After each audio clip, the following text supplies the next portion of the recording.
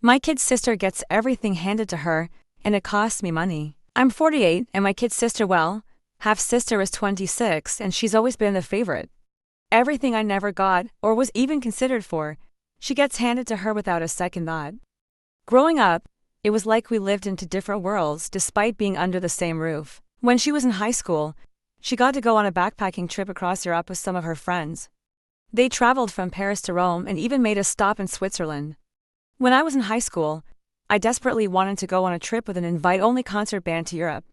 It was a once-in-a-lifetime opportunity, but I was denied. The cost was too high, or so they said. After high school, things didn't change. She got to study at an out-of-state school with all expenses paid, tuition, housing, the works.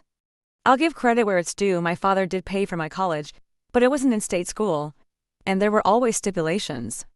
No frivolous expenses, no study abroad. I was lucky to get what I got, I suppose, but it always felt like there was a double standard. When she was in college, she got to spend an entire semester studying abroad in Europe, all expenses covered yet again.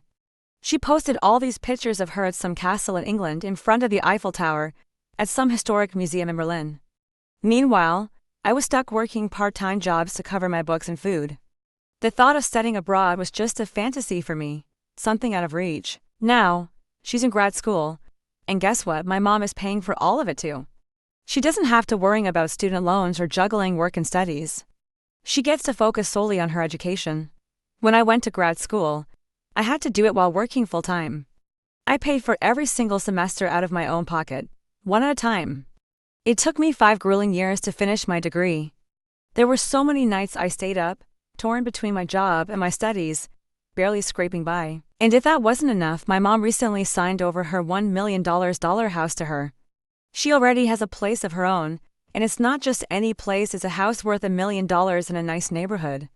Meanwhile, I'm living in a 50-year-old house that's falling apart.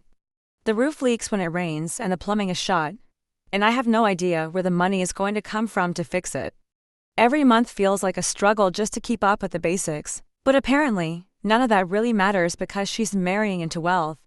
Her soon-to-be husband comes from a very wealthy family. She never have to worry about making ends meet. She never stressed about where the money for a car payment or a house repair is going to come from. They already bought her a brand new luxury car as an engagement gift, and now, they're planning this over-the-top wedding that's going to cost nearly $500,000. Just the venue alone is $250,000. It's a 3-day affair, and we're all expected to attend. The hotel costs $150 a night, and when you add airfare for me and my family of 4, it's going to run us nearly $2,500. That's money I could really use right now to fix up my house, maybe put in some new carpet, or repair that leaking ceiling. But instead, I'm spending it to attend what feels like a rich person's spectacle of a wedding. Sometimes I wonder if she even realizes how good she has it, or how hard things have been for me. But that's just how it goes, I guess. Some people have all the luck.